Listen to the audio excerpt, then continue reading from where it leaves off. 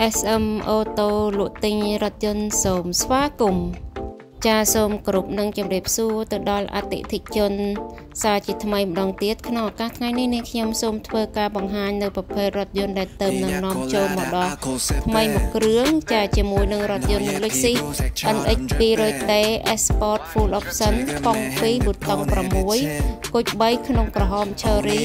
ជាប្រភេទរថយន្តកតាំងពុនជូនដល់ពុកម៉ែបងប្អូនបានទស្សនាចាឥឡូវនេះដើម្បីកុំឲ្យខាតពេលយូរសូមអញ្ជើញបងប្អូនទស្សនាវីដេអូ highlight មកជុំតួរថយន្តទាំងអស់គ្នា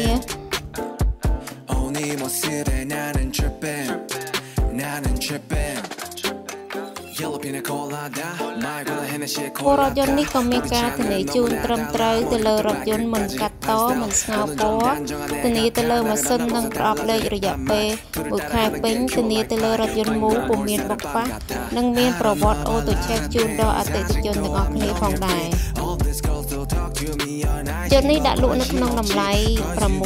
63,800 សម្រាប់អតិថិជនកក់ទុកមុននិងមានប្រូម៉ូសិនពិសេស discount $1,000 ភ្លាមជូនផងដែរហើយឯផ្នែកខាងក្នុងទីតួរថយន្តវិញគឺពណ៌ក្រហម Cherry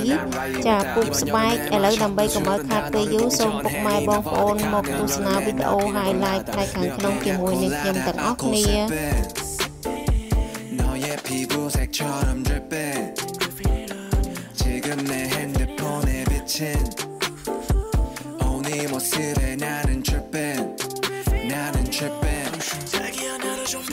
បន្ទាប់ពីបងប្អូនបានទស្សនាផ្នែកខាងក្នុងហើយឥឡូវនេះយើងមកទស្សនា